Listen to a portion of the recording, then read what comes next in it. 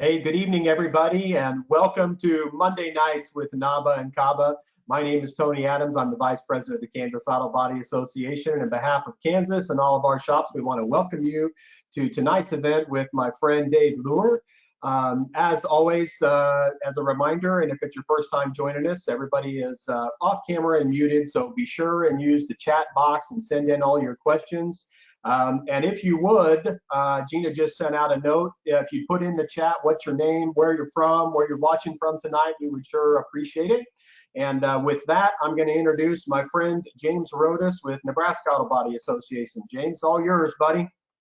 Well, we made it through the Super Bowl. What a bad game that was, but we got a great show tonight, so that's even better. So we'll get rid of that Super Bowl hangover. As Tony said, we have Mr. David Luehr on tonight, and there should be some handouts that you have so you can follow along. Dave is a wealth of knowledge. So with that said, we're going to let Dave take it away.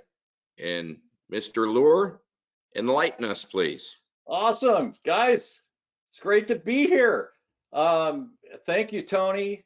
Thank you, James, Gina, everybody out there. This event has become known on our team as the Cabanaba event. And so that's how we're forever going to remember it. So it's really cool to see associations working together. Thanks again, guys, for joining me tonight to learn, to improve your skills as badass collision shop operators. I want to raise a glass to all of you. You're a bunch of badasses, and it's really an honor for me to be here. I do want you guys to hit that chat roll.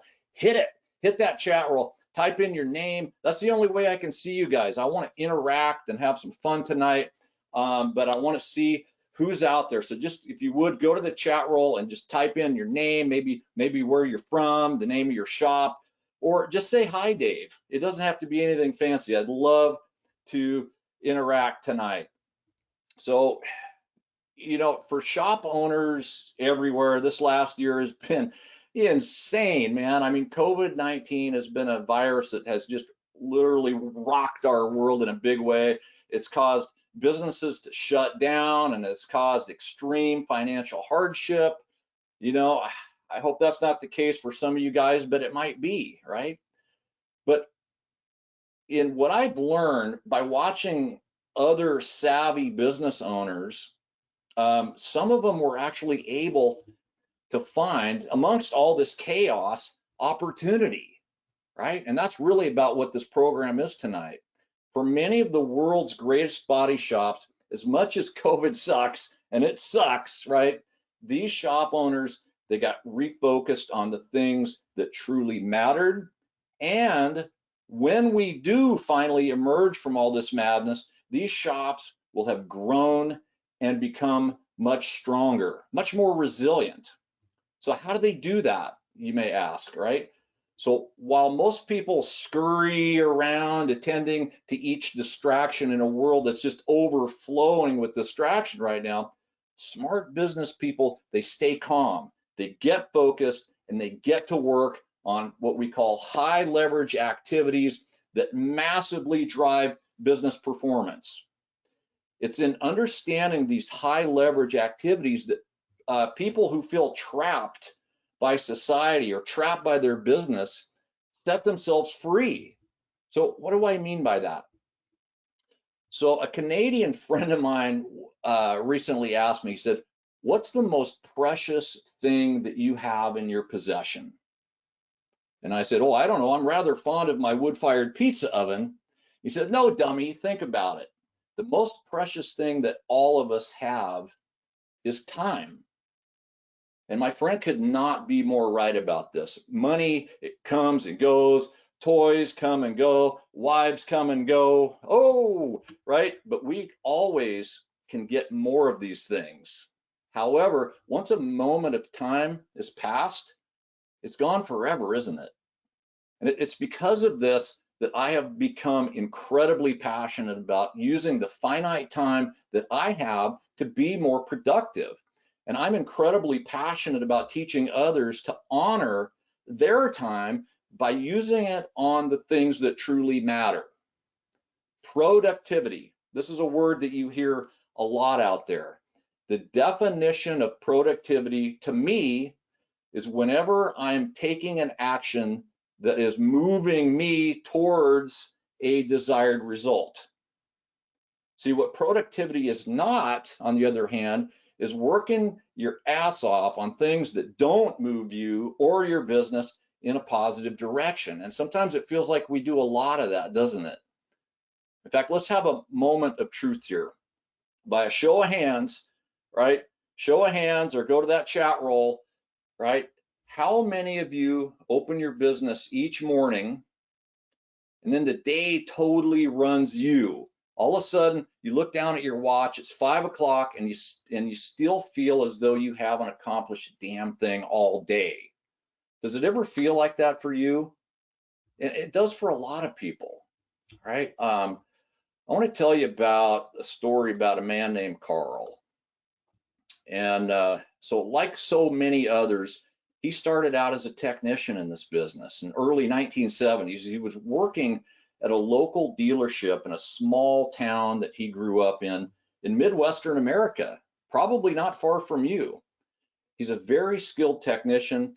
He left his dealership job when bitten by the entrepreneurial bug and soon found himself self-employed. You know, at first, everything was like amazing. You know, people in his small town quickly became familiar with Carl's body shop because of the excellent reputation and the quality repair work that he always did. And he made a decent living. He was able to marry, have a couple of kids, and eventually was able to purchase a nice home. I mean, he was really living the dream, wasn't he? You know, unfortunately, this is where the happy part of the story ends. And not just with Carl, but for many technicians turned business owner. Even though Carl was able to grow his business, you know, throughout the 90s and early 2000s, Carl's body shop was unable to grow past the point of his skill sets as a business owner. And this is a common problem, folks. Businesses can never grow past the level of company competence. You got to have business skills. So Carl no longer found himself running a business. I mean, it was running him, and it was running him into the ground. With failing health and his own children refusing to want to work for him, Carl found himself trapped, 72 years old, chained to a business that he no longer wanted. But he couldn't leave. He had no money, and even if he did sell the business wasn't really worth enough to take care of his wife and he in retirement. He hadn't invested in hiring the right people, so each day, whether he was feeling like it or not, he'd have to go to work. Now look, I don't mean to start off with a depressing story here, because in my line of work, there are Carls everywhere. You see, folks, the thing that hurt Carl the most was not his repair work. It was not that he wasn't born with the entrepreneurial gene or something like that, or that he was raised in a poor family. Carl's problem was that he was only passionate about repairing cars. And in most markets, collision repair is being dominated by business people, not technicians. I'm going to say that again, okay? Collision repair is being dominated right now by business people, not technicians. So the collision industry favors leaders who are as passionate about working on their businesses as they are working on a car. Okay, so I know that sounds rather harsh, but I just want to let you know, as a former technician myself, right? I get this. It's one of the reasons my first business failed, right? But if being a technician now turned business owner is a concern to you, stop it. You don't need to worry. Anyone that can be as innovative as you guys, right? Some of the most innovative people I've ever met are body shop technicians, right? Surely you can figure out how to operate a business. If you can figure out how to fix a car, I get it, right? You, my friends, do not need to be Carl. Today, I'm going to challenge you to get real about your productivity. Remember what I said productivity is? It's working on things that matter. Today, I'm going to challenge you not to work harder, but to perform different work. My hope for you today is that you will take a giant leap where you truly own your business instead of it owning you. Are you guys ready to get started? Say aye. Are you guys ready to get started? Okay, who's hit the chat roll here? I'm not seeing any chat. Is there a reason for that, guys? Where is the chat? I want to see. Okay, so I'm not seeing any chat here, guys. So we're gonna have to fix that. So I know who I'm talking to. It should be under attendees, Dave. Attendees. Okay. Yeah, it should be like the next one down. It says questions. Expand that out and you should be able to see it. Questions, huh? Okay. Sorry about this, guys. I really want to see you guys. I see the attendees. I see the chat. I see organizers and panelists, but I don't see any chat. So what are people saying? James, jump in and help me out here. We got a hi from Brian Salza. Brian, hey, how are you, man?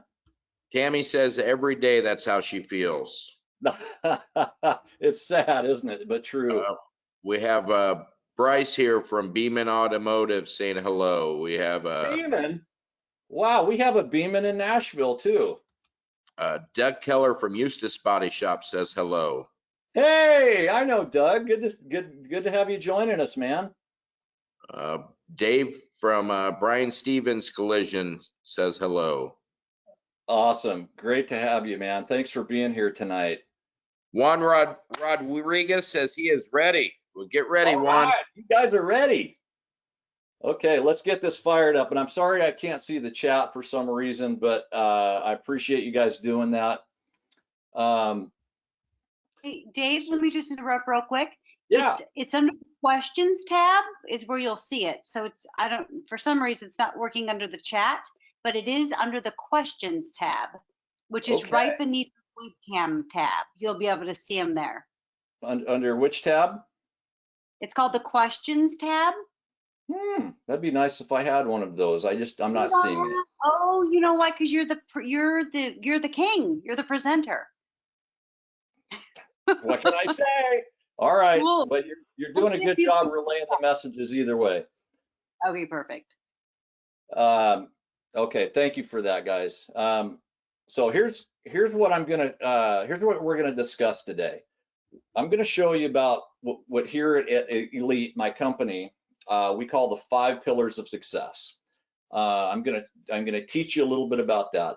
I'm gonna show you some financial metrics. I'm gonna make you guys. I'm gonna pull you along as much as you struggle and fight me. You guys are gonna learn your numbers today, right? And you're gonna learn also about what creates employee engagement, because I know that's another thing that you guys get frustrated with, is getting people to do what you want them to do. And I've got some really cool strategies I'm gonna share with you today. So guys, I'm not gonna bore you with my life story. A lot of the people that are on the chat roll probably know who I am, but you know, I've been in this business for over 35 years now. I started out, like a lot of you guys did, pushing a broom in a shop after school. Went on to be a painter. I've owned several collision repair businesses. I've worked for a lot of companies. I've got a background in lean, and many of you kind of know my story. If you've read the book, The Secrets of America's Greatest Body Shop, I tell the story of the day that the company I was working for here in Middle Tennessee got bought out by a big consolidator company. And it was really at that moment that I decided that I wanted to build a company that's dedicated to people like you, the people watching this, independent collision repairers that want to make a difference, that want to grow and kick ass. And that's what Elite does. We're here to help and serve you guys. So thanks again for having me. And this is what we call the 5 pillars of success. All of the things that we do at Elite are based around these 5 pillars. So we encourage you as business owners to take at least a somewhat balanced approach to business development. Okay, it's again, repairing a vehicle the right way is a given. You have to do that.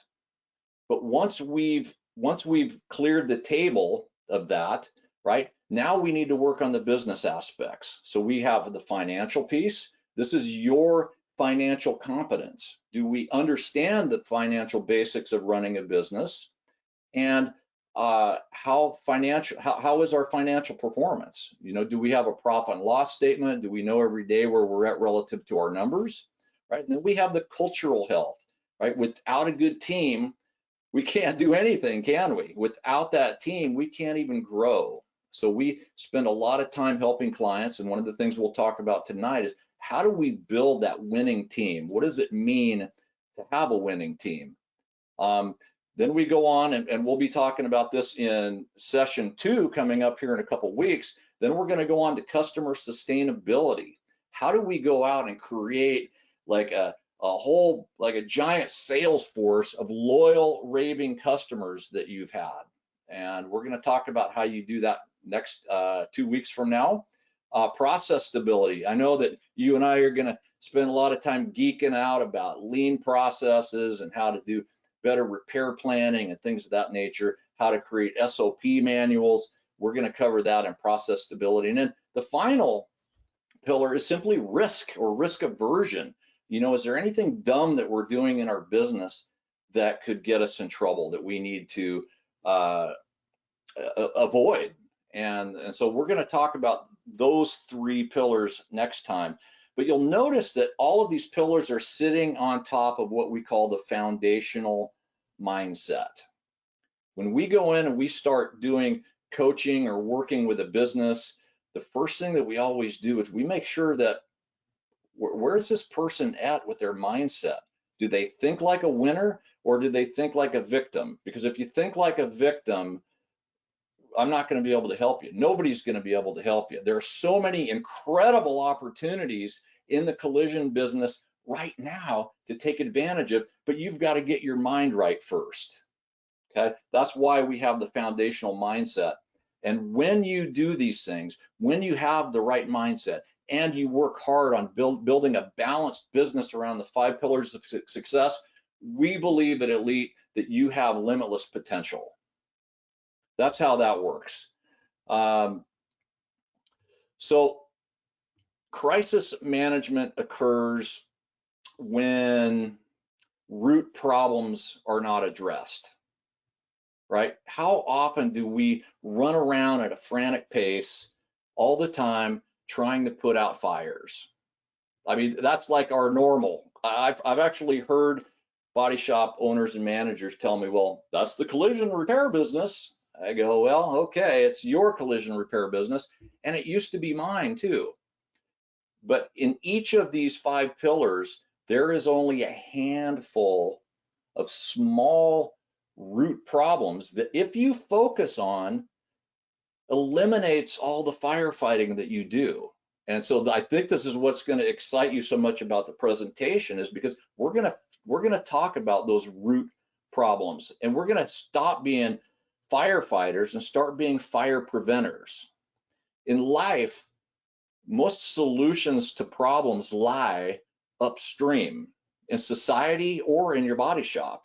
You know, in the United States, for example, we boast the best doctors in the world, only because we have the worst preventative health care in the world, right? You must focus upstream and attack problems before they start if you want to have a business free of all this insanity, right? I know this firsthand because we used to really pride ourselves back in the day at Luehr's Auto Body, early 1990s. You know, it's Friday and I'm making a trip from Salem, Oregon to Portland, Oregon, sometimes twice a day, just to get those cars to go home on time. So I'm driving up to Rontonk and Chevrolet, getting that part that we forgot on the repair plan, and we're gonna get it. If I can just drive back fast enough, I can get that part on the car and Mrs. Smith's car can go home on time and I'll be able to get the check in the bank to make payroll. It's tiring, right? But we used to take so much pride in that. You know, we would even go and have a beer, you know, across the tavern at Jammer's Tavern and just toast ourselves for what amazing firefighters that we are. But it's tiring. It's no wonder that we all have drinking problems. Whack-a-mole is a game that is supposed to be fun, folks. If you play whack-a-mole in your business, you're going to end up like Carl. No more, no more. So I'm introducing right now pillar number 1. And this, ladies and gentlemen, is the first pillar. And it goes without saying that money is critical to your business success. Some even go as far as saying it is why we go into business in the first place. We call the cash flow the lifeblood of the business. So the financial pillar is the lifeblood of your business. Much like the body needs blood, so too does a business need a steady stream of cash. So for something that is so critical to the well-being of a business and the happiness of those involved, I'm frankly a little disappointed in how shop owners refuse to educate themselves beyond understanding how to calculate their checkbook balance. And some of them can't even do that right? A great deal of information that you need to properly operate a business by the numbers is already available to you in your body shop management systems. Most of it's there. You just have to learn how to go in and retrieve it. So there's some particular financial numbers that you should focus on. Like I said, you don't have to look at every doggone number that's thrown at you, right? A lot of people may be looking at KPIs, you know, but are you looking at the ones that matter? Or maybe you're playing a game of mathematical masturbation of meaningless metrics and ignoring the metrics that matter. That was tough to say. Look, I believe there are a lot of important numbers to look at, but I recommend starting out by the ones that you can control in real time, whenever possible. So what I mean by that is it's the importance of real-time metrics versus a history report. It's the difference between driving your business through the windshield and trying to drive your business through the rear view mirrors. You want to take a more proactive approach? Then I'm going to give you 3 numbers to get you all started. And the first one is break even, right? Do you guys know what your break even number is? We have a video here, and we've had, I need you guys to kind of turn your volume up a little bit and let me know if you can hear this, okay? Doug Keller, come on, get your volume turned up, buddy. Okay, to calculate your break even, you need to start out by knowing what your average repair order is. So in most cases, oh, we're gonna turn it up even more. You know, let's just pick a nice round number, let's say $2,500. So to find out your average repair order, you would just annualize your sales and then divide that by the number of units. So it could be year to date, it could be for the past 3 months, but you want to come up with a good average repair order number. So let's just say that it's $2,500. So for $2,500, your gross profit, so after you take your direct costs, your cost of labor, cost of parts, cost of materials, sublet, and whatnot, what's left over, as many of you know, is what's called your gross profit. So let's assume that what's left over is typically around 40% GP. So at 40%, $2,500 at 40% would be $1,000. Okay, sorry, I'm left-handed. I don't write that great. That's why I recorded it. This is what you would consider your contribution per unit. So each vehicle, on average, that comes through your repair shop, you're going to be contributing $1,000 per repair order towards your expenses. So that's where we need to figure out what your total non-direct expenses are for the month. So we're talking about things like administrative labor, your light bill, your heat bill, all of that stuff is considered your non-direct expenses, okay? I'm not talking about variable versus non-variable. I'm talking about everything that isn't a direct cost. So let's just say, and this is information, again, you will find off of your profit and loss statement. So let's just say, for the sake of argument, that $30,000 a month is your nut. That would be typical for about $100,000 a month shop. You have to meet, you have to generate enough gross profit dollars to cover that in order to break even. You see how this works? So if you divide 30,000, right, by 1,000, that means that you need 30 units. Hopefully you can see that okay. 30 units. So 30,000 divided by 1,000, which is your contribution, means that you need to deliver 30 repair orders in a month for you to break even. So if we reverse the math here a little bit, it would look something like this.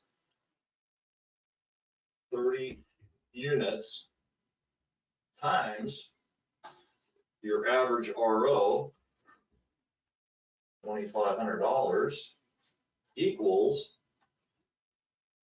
75,000. So you see how that works? So your break even, you can look at it in either terms of units, or you can look at it in terms of dollars. So you need to hit 75,000 in order for you to hit your break even. So hopefully that makes sense. So we'll go back to the other camera angle here now. Yep, so a little Hollywood magic there for you. So basically, that is the basics of how to calculate a break even, and it's a couple different ways. So it shows you how many repair orders a month that you need to produce in order to hit that number, or you can calculate it by sales. So in this case, if it's $100,000 a month shop, their overhead's going to be about 30,000. And so they've got to produce enough gross profit to hit that 30,000 to cover their expenses. So simply put, break even is what my friend Bruce King calls, that's the exact moment where you make exactly absolutely zero money. Okay, I know it's meant to be a little bit funny. However, when you understand at which point during the month this magical occasion occurs, you have an opportunity to start making some serious money. And so it's actually pretty serious that you know this number. And, you know, quite honestly, most shops don't even hit their break even until around like the 25th day of the month, if ever. So that means that your opportunity massively increases if you can move that date up, right? And then kill it for the rest of the month. Even your lower profitability jobs are going to go right to the bottom line in that case.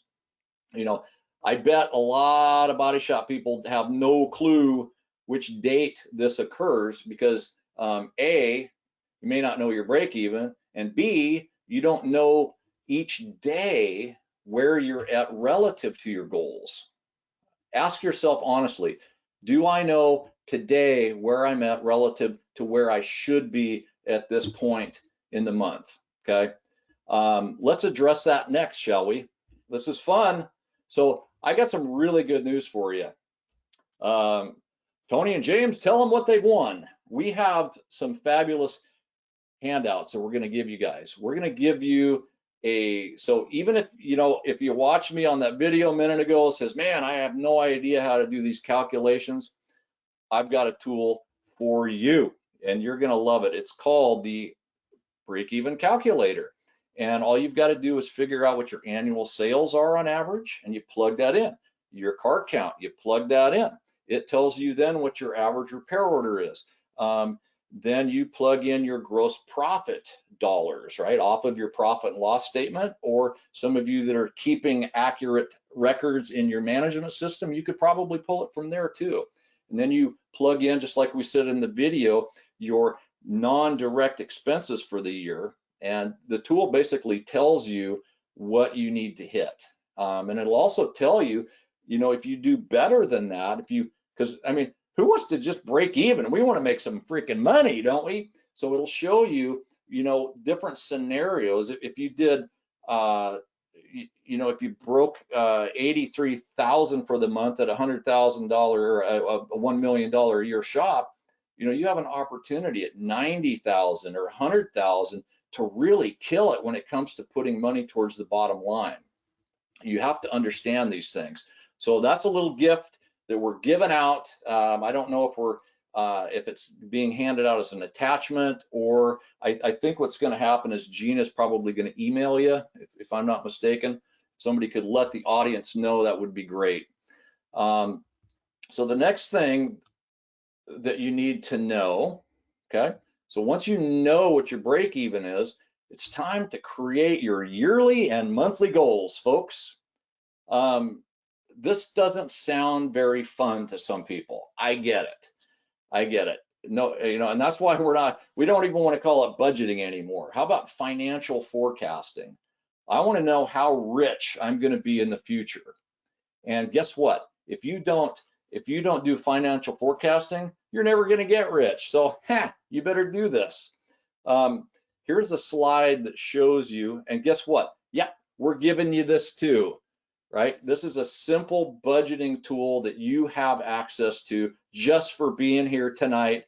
And in uncertain times, I would recommend, especially like my friends in LA, most of you guys are not in LA, so you don't have to worry about it, or Southern California, but those guys are still running it like, 40% down on their normal volume. So there's a lot of uncertainty. So what I'm recommending to folks in those situations is actually create a couple different financial forecasts. One that's like a best scenario, and one that's maybe a worst scenario, maybe even a third one that's right down the middle. A lot of businesses use something that's a little more complicated. If you're going to go to get a bank loan or something like that, they're going to want to see some pretty detailed financial forecasting from you. Okay, this is fairly basic, straightforward. All you do is you plug a number into the yellow cells. If it's not yellow, then don't try to plug a number in there. I don't want anybody calling me saying, Dave, your sheet doesn't work. It does. You just got to stick to the yellow cells. Again, so here's what you do. You put your average monthly sales in here. So you could take all of 2020, annualize it, say I did $1 million last year, and that means you do 83,000 a month. I'm just trying to use some simple math here. But if you did 100,000 a month, you would plug that in. You put your average gross profit as a percentage into the next cell. You put your labor percentage of sales. So if you did $100,000 worth of repair work and 40,000 of that was labor, then your percentage of labor would be 40%. See how that works?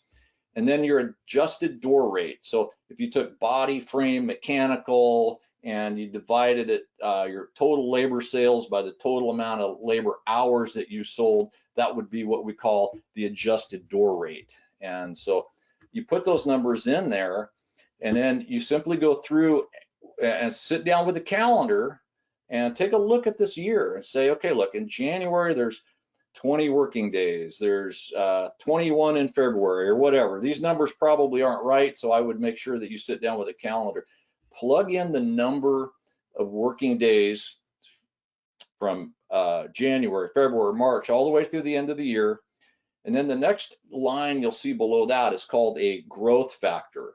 So we want to do better than we did in 2020. Come on, 2020 sucked for some people. So this is where you get to put in a growth factor. and it could be 5, 10, 15. I was working with a client today. He's got 50% growth. He wants to grow 50% over last year. So this is where you put it in there, and then it tells you what your goal should be for each month. So anyway, I don't want to belabor this, but then you put your expenses in there. It'll tell you what your net profit is. There's even a cool little tool on the bottom part of this that kind of helps you put in perspective how many technicians you may need to grow. You know, you may find that, for example, you know, at the beginning of the year, 3 technicians at an efficiency of 148%, that might be doable. But maybe by the end of the year, you want to grow a little bit, and all of a sudden that 3 technicians isn't enough. And so this will help you kind of put those into perspective. But this is another tool that is a gift to you, and I hope you guys please use it. I know some of this stuff isn't fun, but if you, I'm dead serious. If you want to get wealthy, you got to do what wealthy people do. And one of them is financial forecasting. It's about knowing where they want to go financially and what I got to do today to get there. Does that make sense? And look, some of you may look at your numbers and go, this ain't pretty, right? But it's better to know the ugly truth than to be flying blind, right? This will help you make some of the difficult decisions. Do I keep people out on furlough, or do I need to bring some of them back in to be able to meet my goals? Do we have any questions? You do have one. Do you suggest the accrual or cash accounting method for collision repairs? Now, which one of you guys came up with that? Because you're obviously pretty educated if you know the difference. The answer is always accrual, especially with body shops. There's too much inventory that changes from one month to the next for cash accounting to be anywhere close to accurate. So definitely accrual. That was kind of a short answer, wasn't it? I could have talked about that for 30 minutes, but we're going to run out of time. Any other questions, Tony? And that was Barrett Smith with Auto Damage Experts that asked that question. I knew it. I knew it was somebody that knew something about numbers. Thank you, Barrett. I'm glad you're joining us. It's good to see you. Good to see you. Okay, so here is another. Yep, it's another gift. This is what we call the daily KPI tracker. So far we've talked about knowing what your break even is. Then we talked about, okay, now that we know what that is, what type of goals should we set for ourselves? And now is probably one of the most important parts is like, how do I know now, today, where I'm at relative to that goal? This is super important. So through each of these metrics, I'm going to explain each one of them to you. So this one, you only change the blue squares. So in this one, you would put a monthly sales goal in based on your forecasting tool. The other thing, you put in the month, you put in the working days, an AR reduction target. This gets a little bit more complicated, but this is, you know, the difference, and this goes back to Barrett's question about accrual versus cash, right? Sometimes you can have good numbers on an accrual basis, but you're still sucking wind when it comes to cash flow. Well, one of those reasons is accounts receivable. So what we do is we recommend setting a goal to reduce AR each month, and using this tool will help you do that. Monthly labor hours, your average repair order amount, your average labor rate, and your goal for cycle time even. You know, how many days of cycle time would you like to produce that? And then we get this. So each day you can go in there and plug these numbers in, and you'll know where you're at relative to your goals. I mean, how powerful is that? When you look at KPIs in real time, you can make business adjustments in real time, can't you? It's like I said, it's about driving the car through the windshield, or driving the business through the windshield as opposed to the rearview mirror. Yeah, and it is that silly, isn't it, when you think about it? So I implore you to stop leaving your financial future to chance and start building the financial future that you want now. And I've given you like every tool that you need to get started. There's no more excuses. So can I get an amen on that? On a crazy night here. Okay, so do we have any more questions before we go on to the next subject? Right, this just shows you a little graph. This is like a daily health report that shows you where you're at relative to your goals. And we recommend printing these and sharing them with your team. Let's get the whole team involved, which kind of takes us to Tony Adams' favorite subject, and that's cultural health. So if financial health is the lifeblood, you ready for this? Because I just made this up. Cultural health is the soul. The thing that people often don't recognize, which can be scary, in fact, is that a business's culture is most often a direct reflection of the owner of that business. So think about that for a second. Your business's culture is either good or bad based on who you're shaving with in the mirror that morning. Or for you ladies, you probably wouldn't be shaving, but that's okay. So what this means is that your values, or lack of in some cases, and your vision of a compelling future, or lack of, determines your culture, either good or bad. So unfortunately, most shop owners don't realize that they can build the kind of culture that they want, as opposed to just settling for the one that they have by default. Yes, this is exciting because you literally can build a kick-ass team if you set the intention to do so. Learn some new leadership skills and follow my advice on a couple things, and you can do it. Today, you need to do it. So what we've got here is, like I said, we're trying to focus on root problems here. A bad culture, aren't you like always running around putting out little fires? We really want to get to the root problems, put them out so that we don't have to deal with all these things. It's, I hear complaints from shop owners all the time. Well, there's the guys are on the cell phones all the time, the sloppy work, they're coming in late. This is why we call them high leverage activities, right? Is because they're going to, if you take care of them, they're going to take care of all these little crisis management things that you're dealing with. I remember working at a shop in Murfreesboro, Tennessee, and they had to have a sign over the sink, right, to tell people that they have to wash the dishes after themselves. I'm like, oh my God. I mean, it's like we're babysitting kids. They won't even clean up after themselves. What does this shop come to? Right. So one of the things that we do, and some of you, I hope some of you are Operations Monthly Live members. If you're not, I'm going to give you a little information at the end of tonight's program. But in Operations Monthly Live tomorrow, we're doing a program dedicated to this subject called Modern Recruiting Methods. And we're going to talk about a lot of this stuff. So we use a tool here at Elite for some of our clients that's called a cultural survey.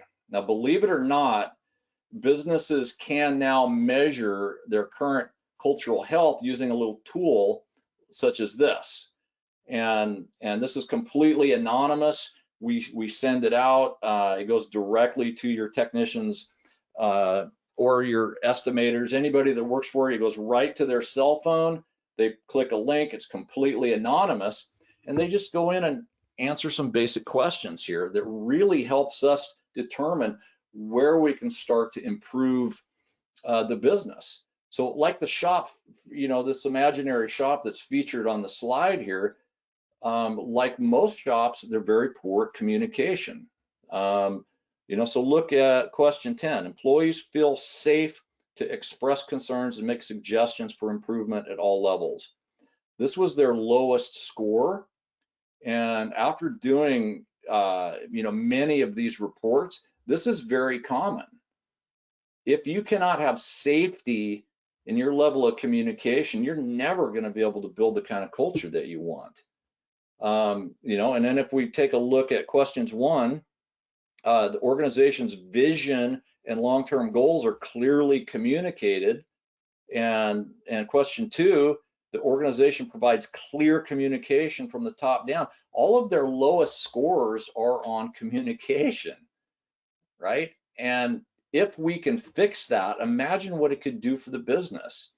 Poor communication damages all 3 causes of cultural problems, right? It makes people feel unimportant, anonymous, and people certainly won't know how they're performing relative to a certain measurement if you don't communicate it, right? And question 10, the safety thing is one of the biggest problems of poor communication, right? Not feeling safe. So question 3 here, organization promotes personal growth through organized training programs. Don't you think by promoting personal growth and training people, they'll be more engaged as it relates to feeling anonymous and irrelevant? So I want to show. Let me go back a slide here. This one right here. So from Patrick Lencioni's book, The Truth About Employee Engagement, the more I think about it, I love this. I love this book because these 3 root causes are causing all of these other problems typically. And if you read other books about leadership or building culture, books like Gung Ho, all of them, if you really read it, come back to these 3 root causes. Anonymity, because people crave recognition, don't they? They want to know that, if they show up for work, that they matter. Number 2, irrelevance. Does the work that they're doing matter? Right? Or are they just turning wrenches in exchange for a buck? And number 3 is in measurement. Do they know if they're performing well or not? The old joke is that, well, I must be doing things right because the boss hasn't yelled at me this week. That is not a good way to measure people. So people want these 3 things, and if you can provide these 3 things for them, it can massively improve your culture. So let me go back to the survey for just a second here. So you can see how almost all of these questions can be related back to one of those 3 root problems, can't you? So without objectives, back on the measurement one, there's no yardstick to measure performance. People just honestly don't know if they're doing well or not. Question 5, the organization's reputation allows employees to feel pride in belonging to it. Don't people want to find pride in their place of employment? So which of the 3 root causes does that help with? Well, irrelevance especially, but probably all of them. Question 6, the organization recognizes and rewards outstanding performance. That addresses all 3 of the root causes. Question 7, the organization allows appropriate control for employees to meet expectations and goals. Well, that's got a measurement written all over it, doesn't it? That's going to address that. People don't want to be measured on things they have little or no control over. How many bonus plans do you guys have that are rewarding or punishing somebody on something that they really have no control over? Question 8, organization is interested in supporting or improving morale. So morale, why is that important? The firings will continue until morale improves. Okay, I think we all know why it's important. Question 9, employee roles and expectations are clear to everyone. Okay, Q9, And of course, people understanding their roles and what is expected of them affects all three of the root causes, especially in measurement. So here's a quick, and this is going to be included in your handout. This is the 4-part engagement framework that we came up. And by doing these 4 things, you will be able to solve your 3 root causes. These are the 4 high leverage activities that you as leaders can deploy to cause a cascading effect of engagement issues. So when shop owners start complaining to me that their millennials won't stay off their cell phones, I say, why should they care? Or when they start to whine to me that the techs leave all their dirty dishes in the break room, I say, let's hang that sign up there. That should take care of the problem. Really, the real question is, why should they care? Then the answer, because I pay them, don't I? Yes, and they can get paid that amount right down the street at your competitor's shop, right? So what makes your shop better? Guys and gals, it's not that complicated. Just start working on these 4 things. And meaningful work, right? Give them an understanding of how what they're doing affects somebody's life. Like I said, are you fixing cars or are you fixing people's lives? That's a critical distinction.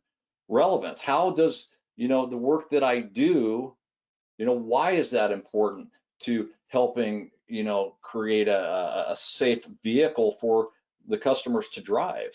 How often does the detailer, for example, or the cleanup kid, do they know how much the customer appreciates what they do? Usually at most shops, there's a big disconnect there. You want to create engagement, you've got to connect the dots for them. Clear expectations. I can walk into nearly any shop in North America and the owner or a manager will tell me their workers know what's expected. And as you saw from the cultural survey a minute ago, they rarely do. More communication's better. Better communication, and don't provide the painter with a paint list with 10 cars on it when you know the most he's ever painted in a day is 5, right? This is setting yourself up for failure, and it's poor communication. You want to create a to-do list, not a wish list. All right, and then number 4, this is one of my favorites, is gamify. This is a trick that I've done very well over the years. You want engaged employees, make it more like a game. Now picture for a moment you go to a hockey game, and what happens at a hockey game, right? Well, they skate around for hours sometimes and they hardly get any goal. But what if there was no scoreboard? You would probably give up and go home pretty soon, right? Even the Super Bowl last night, even though they didn't score very much, at least on one side of the field, sorry about that, Kansas City fans, that was not nice. That was not nice. But if there was no scoreboard, we wouldn't watch. It's not engaging for the audience or for the players. So what are you doing to create a scoreboard for your team? Why do people spend hours playing internet games like Candy Crush? Any of you ever played Candy Crush on your phone? I've seen people play it for hours, and I don't understand why. It seems like the most boring game on the planet, but people play it for hours because 2 things. It keeps a score, and there's always another level to ascend to. So think about that and how you structure your business. You ever notice that people work harder on their recreation than they do on their work? I know this guy is a client in San Diego. He likes to go mountain climbing, and he was telling me how much time it takes to prepare to go mountain climbing. He'll spend like a whole day just preparing for the trip, and then they got to drive there, and then he's got to climb a freaking mountain, right? That's hard work, right? But he looks forward to it. He loves it because it's levels, right? It's keeping score in real time. He knows how he's performing. Okay, just some things for you guys to think about. Meaningful work, relevance, clear expectations, and gamifying the business. Do we have any questions, guys? Hey, you got a comment, Dave, on Lencioni's book, The Truth About Employee Engagement, from Tammy. She says, I have the book and it's awesome. I've gone to holding weekly one-on-ones with each of my employees for 5 to 10 minutes to see how their past week has gone and ask what concerns or problems they have in the shop, the jobs that they're working on. Was an employee before becoming the owner 4 years ago, and it was a very difficult change with staff. Wow. Okay. I mean, come on, everybody. We got to. This is what we got to do. You know, I want to wrap this up. I mean, that's the end of our cultural section here, and I know that you guys wanted me to keep talking for another hour, but you're gonna have to wait a couple weeks. It's like I said at the very beginning of this. You know, we're very, very good at repairing cars, and you guys have more than enough smarts to figure this stuff out. But we've got to become as passionate about working on the business as we are working on that car.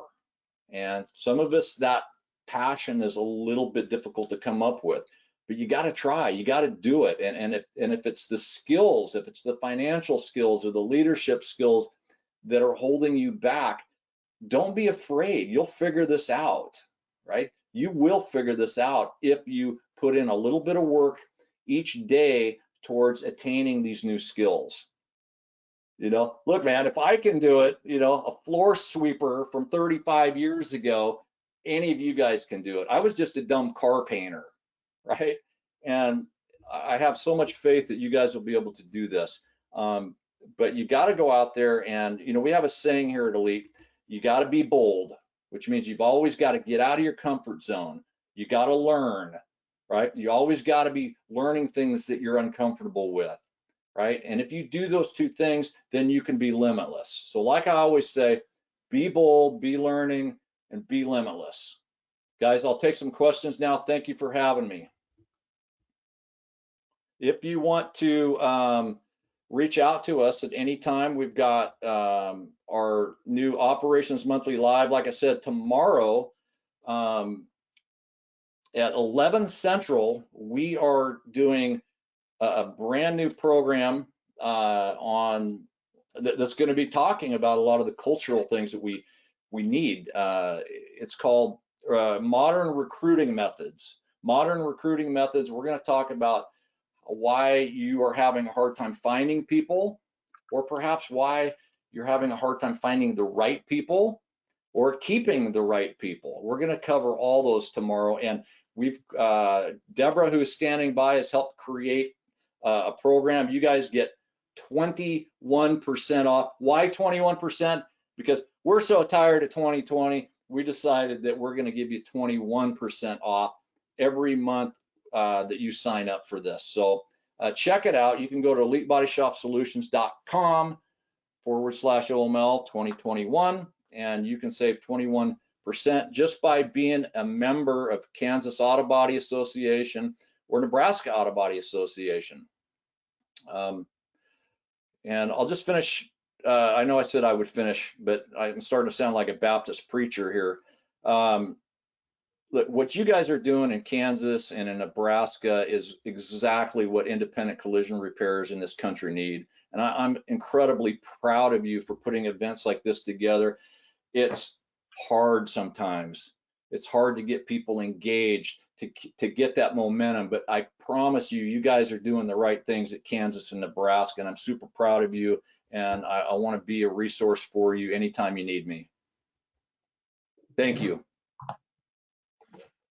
Hey, Dave, can you tell everybody the name of that book one more time?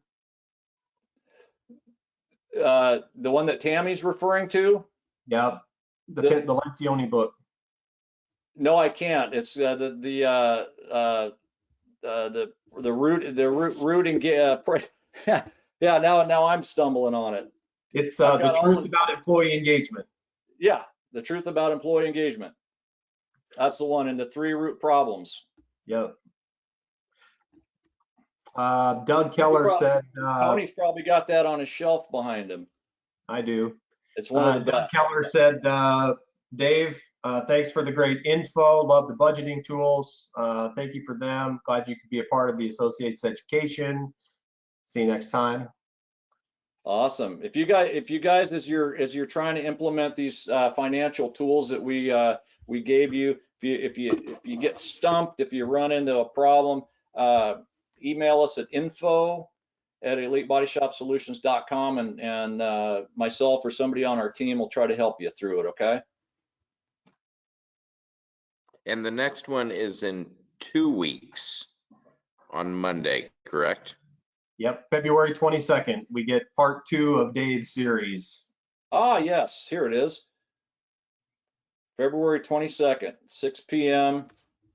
And so with that, I want to toast all of you. I think you're late. This is for my buddy Brian and all the Kansas City fans. So I was we know wondering how why you you were having a Raider Nation mug there. I like that though. I'm kind of turning into a bit of a Raider fan for some reason. Well, you know, maybe next year we go to the Super Bowl and we be like the streaker yesterday. So the streaker yesterday, did you guys hear about this? So he Yeah. placed a bet that there would be a streaker. So he had his buddy go out first so he could draw security one way. He went the other way. On his bet, he won $378,000. Whoa. And it only cost him $1,000 to get out of jail. I know what I'm doing next year. Me and you, Tony, let's do this. Tony, All right. would you do that for $300,000? I'm in. Yeah, I would do it for way less. So I'm in. Anybody still watching this? If you would do it for 300,000, put it in the chat. I want to see. Yeah. Email me. Let's work on this for next year. Yeah, I have a feeling James is going to put like a whole contingent of people that are going to be streaking. Yeah, Brian's all you said Brian's all day. Tammy's a Raiders fan too, so that's cool. But David, thank you for everything. I think it was a great night. And apparently we got Clay Hobright. He's in for $5. So Clay is going to be the guy that goes out first. Come on, you cheapskate. He'll go for $5. Oh man. If he would do it for $5, he'd do it for free. No, thank you for everything. It was great. And everybody come back in 2 weeks. Same bat time, same bat channel. And we'll do it all over again. Sounds good. We're going to hit customer sustainability hard, process stability, which is going to be a lot of fun. And then we'll touch on a few risk things. Dave, thanks, my friend. We appreciate it. And we've got a screen up there of the upcoming events in March. So look forward to seeing you all next Monday night. Everybody have a great evening. And thank you so much for attending tonight. See you, everybody. Thank you.